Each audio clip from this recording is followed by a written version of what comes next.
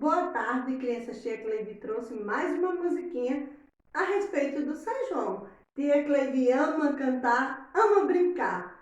E Tia Cleide trouxe essa musiquinha, Pula Fogueira. Vamos brincar? Vamos cantar, crianças, com Tia Cleide? Vamos balançar o esqueleto um pouquinho, vamos?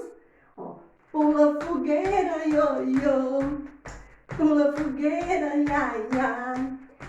Cuidado para não se queimar, porque a fogueirinha já queimou, meu amor. Pula fogueira, ia, ia. Pula fogueira, ioiô. Cuidado para não se queimar, porque a fogueirinha já queimou, meu amor. Cuidado, crianças, fogueira queima. Se vocês não pularem direitinho, ela vai queimar vocês. Cuidado, hein? Vocês são os meus amores. Agora vamos para a nossa tarefinha. Tia Cleide desenhou as madeirinhas aqui. E o que Tia Cleide quer de vocês? Que vocês enfeitem a fogueirinha de vocês da maneira que vocês quiserem.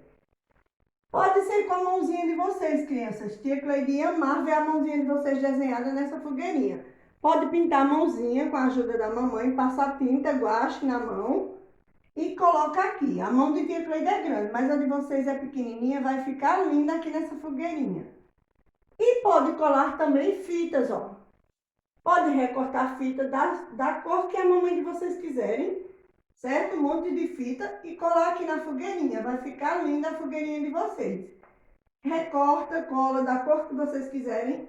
Enfeite. Pode pintar a mãozinha e depois colar umas fitinhas por cima, certo?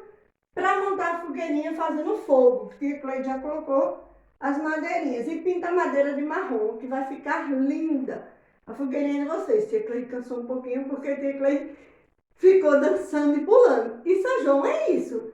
São João é animação. E quando a gente dança e pula, a gente cansa, certo, crianças? Mas é um cansaço maravilhoso. É muito bom, né? Principalmente quando você é criança. É muito bom pular, dançar. Tia Cleide ama dançar forró. Beijos, fiquem com Deus e mandam um ok para Tia Cleide no grupo. E não esqueça de colocar o nome de vocês. Depois Tia Cleide vai fazer a correção, certo? Tchau, tchau! Divirtam-se!